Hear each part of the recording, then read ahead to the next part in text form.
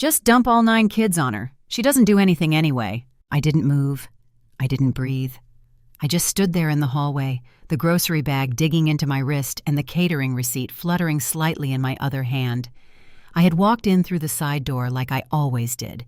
I didn't knock. I didn't want to interrupt. I thought I was being helpful. Their voices floated from the kitchen.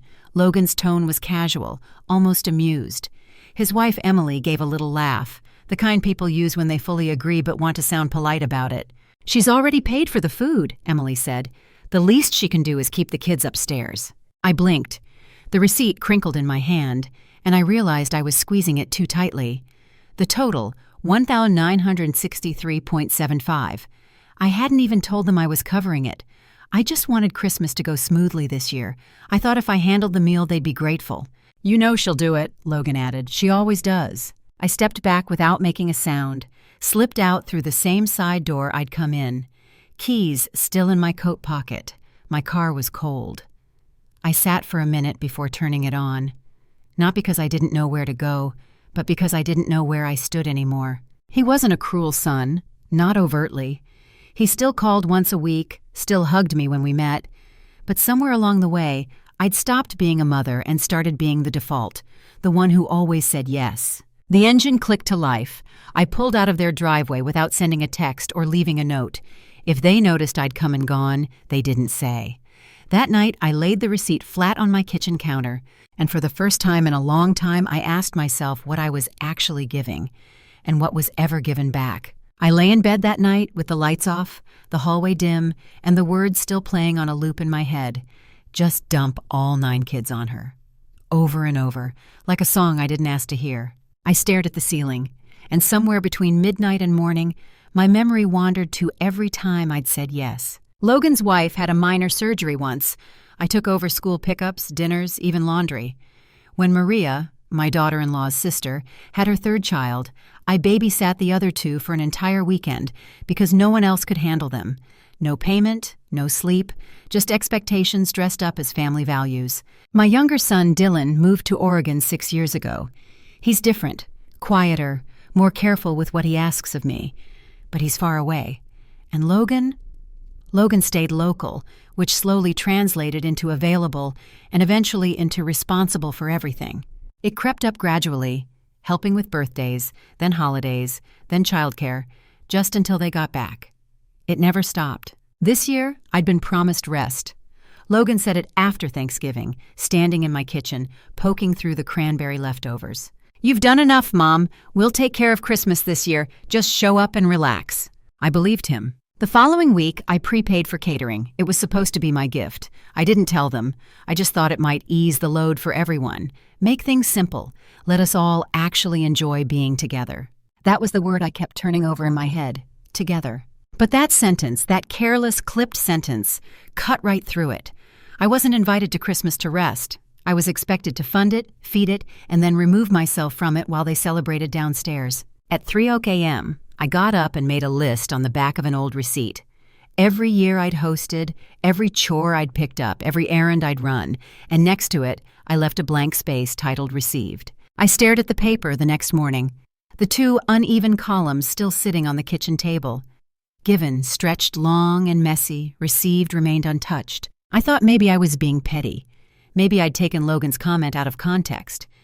But the more I sat with it, the more the old memories started lining up, not just in my head, but in my chest. Last Thanksgiving, the house was full. I'd arrived early to help cook, stayed late to clean. That night, Logan's in-laws got the guest room, and I was offered the pull-out sofa in the basement. No pillow, no sheet, just a blanket draped over the arm. Emily had said, "Oh shoot, we meant to set you up better." And that was the end of it. Mother's Day came and went without a call, not even a text from either of my sons. I'd sat on the patio for hours with my phone on the table, trying to convince myself it was just the time zones or busy schedules. Dylan messaged the next day. Logan didn't message at all. And the wedding, Logan and Emily's. I'd ironed his shirt that morning, tied the ribbon on the centerpieces. But when the photos came out, I wasn't in a single one.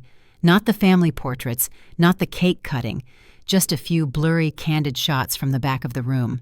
When I asked about it, Logan said, "Oh, you must have stepped out. The photographer was rushing." I had stepped out to clean spilled wine off the floor while everyone else gathered for the formal shots. This year was supposed to be different. Logan had said so himself.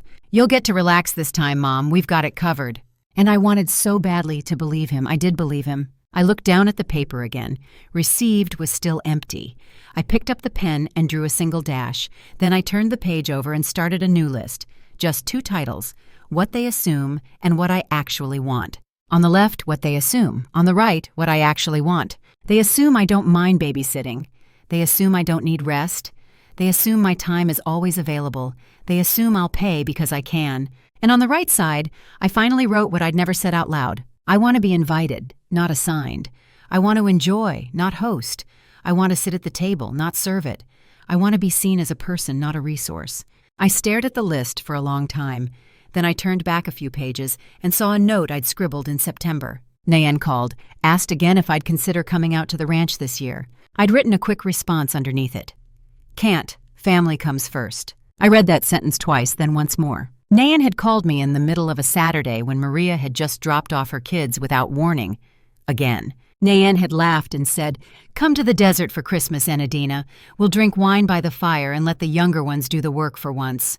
I'd smiled at the time and told her I was already spoken for. But now, I pulled out my phone, found her name in my contacts, and hovered my thumb over the call button as the sun shifted across my floor. The next morning, I called the catering company. The woman on the line recognized my name right away. "Oh, Mrs. Marlowe, the order for the 25th. Was there an issue?" Her voice was careful, polite. "I need to cancel everything," I told her. There was a pause, the sound of keyboard clicks. "We can process a partial refund," she said.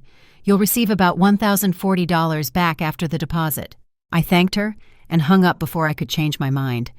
It felt strange, lighter somehow, like unclenching a fist I hadn't realized was tight for years. Afterward, I sat at my kitchen table and pulled out a single sheet of paper. The words came quickly. "No one else gets to define your worth." I folded the paper, slid it into an envelope, wrote my own address, and dropped it into the outgoing mail. A note from myself to myself, proof that I was finally listening. My phone buzzed twice that afternoon, Logan's name flashing on the screen, then again an hour later. No voicemail, just calls back to back as if he already knew something was off. I didn't pick up. The silence between each ring felt like its own kind of conversation. By evening, I was pulling a small suitcase from the closet, not the big one I used for trips back east, just enough space for jeans, a sweater, my old travel mug, and the paperback I'd never finished. I booked a room at a motel just past Las Cruces for the 23rd, halfway to Nayan's ranch. As I packed, I thought about how many times I'd driven that route for other people, weddings, birthdays, emergencies, but never for myself. The idea of leaving quietly, without announcement or explanation, felt almost holy. When I zipped the suitcase shut, the sound startled me in the stillness of the room. It didn't sound like escape, it sounded like permission. That night, I slept through without waking once. And when morning came, I didn't make coffee or check messages. I just took the suitcase by the handle and walked toward the door. The highway opened wide before me, empty in that winter quiet way that feels like freedom and distance at once. I passed the edge of Tucson just after sunrise, the light catching on the hood of my car as if the day itself wanted me to keep going. I didn't play music, I didn't call anyone, I just drove. Somewhere past Deming, I powered off my phone completely. No silent mode, no vibration tucked in the glove box. Just off. I didn't want to know if Logan had called again. I didn't want to know if Emily had texted something passive-aggressive or performatively sweet. I wasn't in the mood to decipher anyone else's expectations. I just wanted peace. For a long stretch, I thought about nothing at all. Then, as the landscape settled into long, flat stretches of tan and rust, a memory surfaced. Logan, at 8, carrying a chipped mug into my bedroom on a Sunday morning. He'd poured tea himself, lukewarm, mostly water with too much honey, and he'd whispered, "Careful, it's hot." He'd been so proud. I remember thanking him, pulling him under the blanket beside me, letting him fall back asleep against my side. That boy felt like someone I used to know. Somewhere along the way, his warmth turned into assumption. He stopped asking and started handing me obligations wrapped in politeness. But when exactly did that shift happen? When did I stop being someone he looked up to and become someone he leaned on without ever looking back? I kept wondering if he'd changed, or if I'd just never noticed how early the pattern had started. Maybe it was always there. Soft comments that I brushed off, choices I let slide because I thought love meant flexibility. I still loved him. That hadn't changed. But I was beginning to understand that love doesn't require you to offer yourself up like a spare tire every time someone else gets stuck. By the time I crossed into New Mexico, the sky had gone a pale, brilliant gold. I had 4 more hours to go. Nayan had texted the cabin address the night before. I didn't need directions anymore. I just needed to arrive. We sat on Nayan's porch, the sun warming the wood under our feet, coffee in our hands, no schedule pressing in. Her neighbors had wandered over, bringing cinnamon rolls and a deck of cards. Someone turned on a small radio that played softly from the windowsill behind us. It didn't feel like Christmas Eve, not in the usual sense. No scramble, no matching pajamas, no kids underfoot. It felt breathable. Then my phone buzzed. It was face down on the side table. I already knew who it was before I turned it over. Logan. The name filled the screen again. The last missed call had been 3 days ago, before I powered everything off. I waited 3 full rings, then I picked up. "Where are you?" His voice was clipped, already halfway to angry. I sipped my coffee before answering. "Not at home, not with you." There was silence. "I know about the plan," I said. "I was standing in the hallway when you told Emily to dump the kids on me. I heard every word." He started to say something, some defense, some excuse, but I kept going. "You didn't ask me. You didn't include me. You assigned me like I was part of the furniture. You planned Christmas without me and only remembered I existed when you needed someone to fund it and carry it." Another pause, then quieter. "You're still coming, right? You're just upset." "No, Logan, I'm not coming. I canceled the delivery. The food, the gifts, all of it. I never told you, but I paid for it, and now I've taken it back." "Mom, you're being dramatic." "I'm being honest. There's a difference." I could hear voices in the background. Emily, maybe Maria. Someone asking, "Is she on her way?" "No," I said. Not to them, not to him, but to the idea that I'd ever show up the way they expected again. "I'm not." Then I ended the call, powered the phone off, and laid it beside my cup. Nayan didn't ask what happened. She just passed me another cinnamon roll, and we sat there as the quiet wrapped around us like something earned. Christmas morning came quiet and unhurried. No alarms, no children tugging at sleeves, no oven timer yelling from another room. Just the soft creak of floorboards and the smell of broth simmering in the kitchen. I padded in barefoot and found Nayan already at the stove, humming. She handed me a spoon without asking, and I stirred the pozole while she chopped cabbage and lime. No instructions, no pressure, just space, a kind of ease I hadn't felt in years. By mid-morning, more neighbors and friends began to arrive carrying bowls, blankets, and folded paper crowns. Someone brought tamales wrapped in foil. Someone else opened a bottle of cider and passed it around like communion. We weren't performing Christmas here, we were simply living it. I helped set the long table on the back porch. 12 chairs, mismatched plates, a few sprigs of eucalyptus someone had clipped from their garden. Nayan gestured to the end seat. "That one's yours," she said. Not out of obligation, but warmth. There was no job waiting for me, no stack of dishes in the sink, no kids to corral, just a chair. People told stories about bad dates and failed cookies, and the one Christmas a turkey exploded in someone's oven. They laughed and passed cornbread and asked me where I was from and how I knew Nayan. No one looked past me to check a timer. No one asked what I could help with next. I hadn't realized how long it had been since I'd sat at a table without a role. Not the planner, not the backup, not the one who stayed late to sweep crumbs no one else noticed. Here I was, just Enadina, and that was enough. After lunch, someone started a card game, and someone else brought out folding chairs. The sun was still high, and the breeze had softened. I sat on the porch rail sipping cider, feeling full but not overstuffed for once. A different kind of full. And that's when the thought came, simple and quiet. I don't have to go back to how things were. It was the morning of the 29th when they came.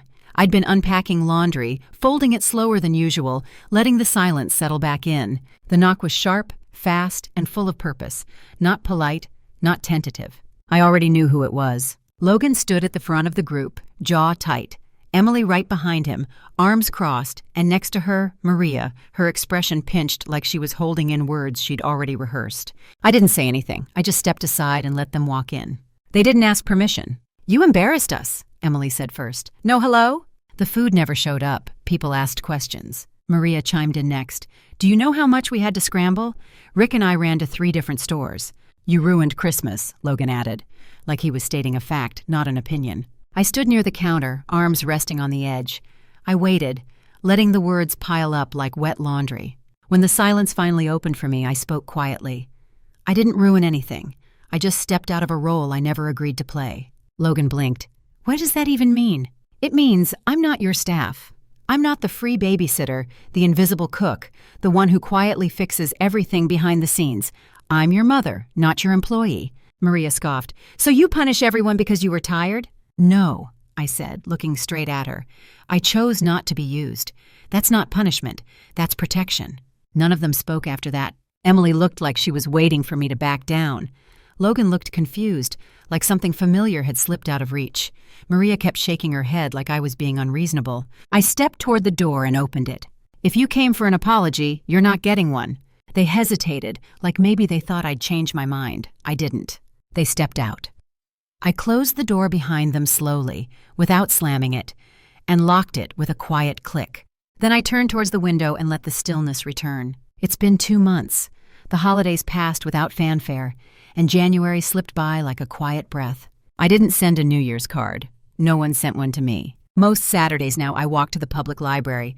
There's a reading nook by the southwest window that gets the best light in the afternoon. I bring a thermos of coffee and whatever book I've pulled from the new arrival shelf.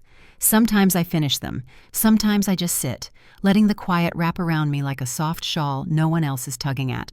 On Thursdays, I volunteer for a few hours at the clinic down the road.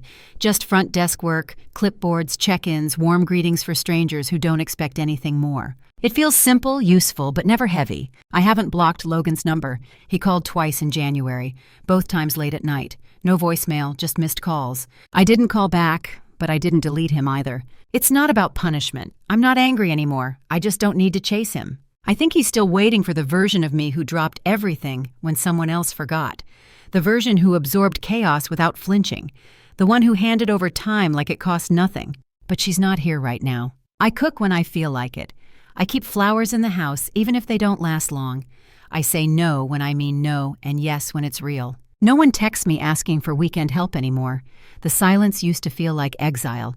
Now it feels like a room I finally have the key to. Sometimes I still catch myself reaching for my phone out of habit, wondering if I've missed something important. But most of the time I don't. Most of the time I sit back in my chair, exhale, and feel the shape of my life settling into something that belongs to me again. Not borrowed, not expected, just mine. The light in the kitchen shifts across the counter in slow gold.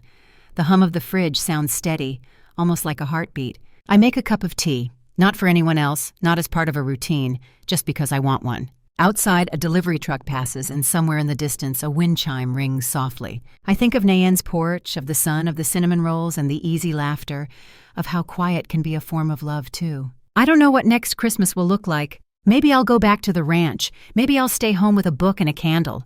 Maybe Dylan will visit. Maybe he won't. All I know is that whatever I do, it'll be by choice, not default. Because for the first time in years, my life doesn't feel like something happening to me. It feels like something I'm part of, something I chose, something I finally get to keep.